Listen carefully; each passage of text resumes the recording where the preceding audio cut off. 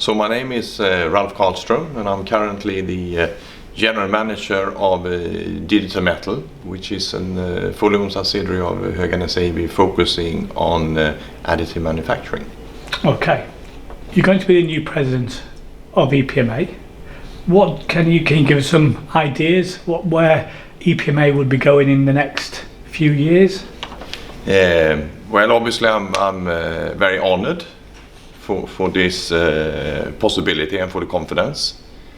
So I think I have a pretty good insight in activities in GKN, and I think the first thing now as a president is getting a little bit more up to speed about the role of the president, the responsibilities and so on, and understanding a bit more about the challenges on sort of the daily work, and then focusing more on the long-term perspective, the long-term challenges that this association have.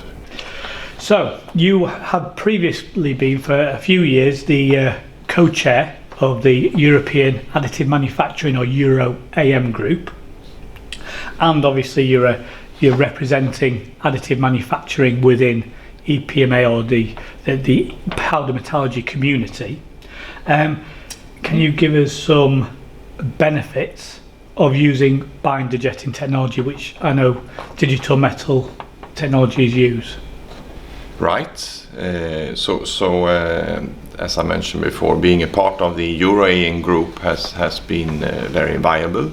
It's I think the job that is made is very important, and it's been a good way for me to increase my knowledge in additive manufacturing in general, because we really cover all different type of technologies. And I think it's important to point out that all these AM technologies that we see today, they all have their pros and cons.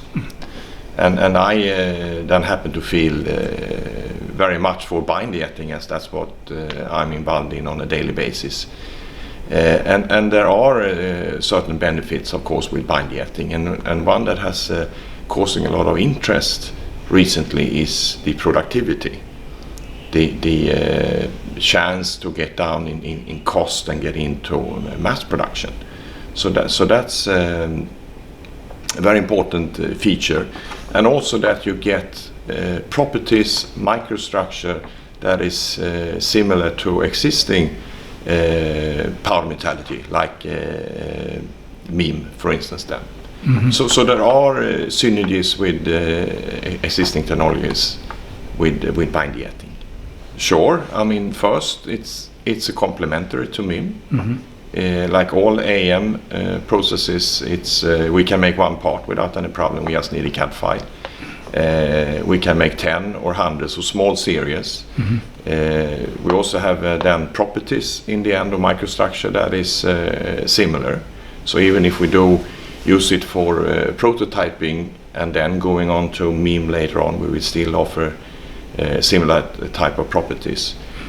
Can also be used for understanding at an early stage how it will behave during sintering, and from there create the tools for MEM later on. And it can also it brings more design dimensions than what you can achieve with MEM. Yeah. Still, there is a cost difference, but I think long term that this cost difference will be at the same will be eliminated. So we'll be at the same level. And the sintering step, which is very important then in MEM, is the same for additive manufacturing. So there are obvious synergies already.